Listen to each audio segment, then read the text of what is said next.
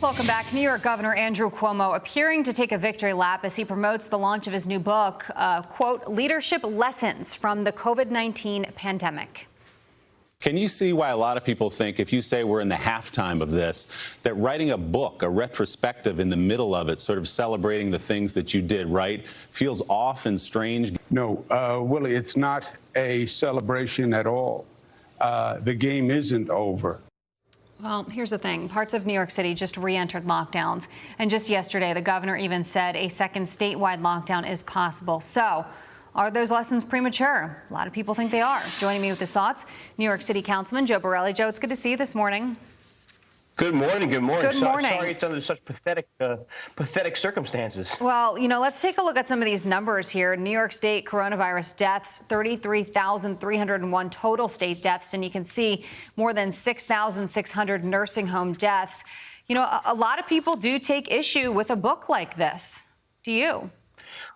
Well, they certainly should. I mean, given those numbers, we saw more deaths than the entire country of France. I mean, an entire largely populated European country, New York State still had more deaths. And the part that's so insulting is that as people were still dying, as people were still getting sick, as the uncertainty continued and businesses were closing, this was a guy who used that moment not only to take, contemporaneous notes for a future book, but he was actually glad-handing publishers, shopping for agents, writing this book, and doing the work. This is in the thick of this pandemic when we lost more people, again, more than any other state easily, but more than places like France and Spain.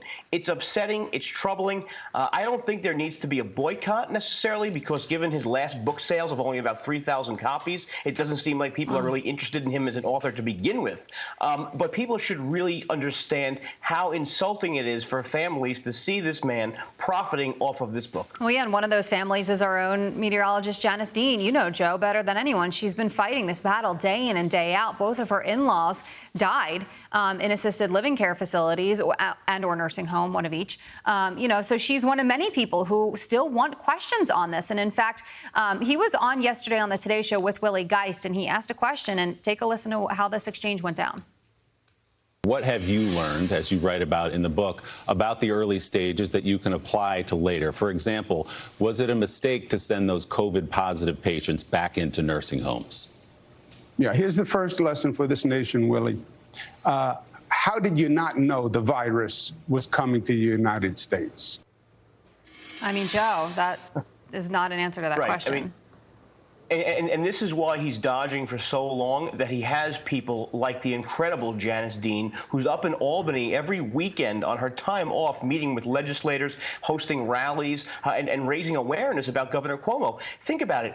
We're talking about what every governor could have done better, say, to prevent loss of life. But really, Governor Cuomo is one of the only large state governors where we're actually able to point to something that he did that actually caused the loss of life in this pandemic. That's almost unprecedented around the world. And again, it's this March 25th order that placed people with COVID in nursing homes, putting people in the most vulnerable populations that one could imagine. And this is something that he did. This book is as relevant as like Napoleon writing a how to invade Russia.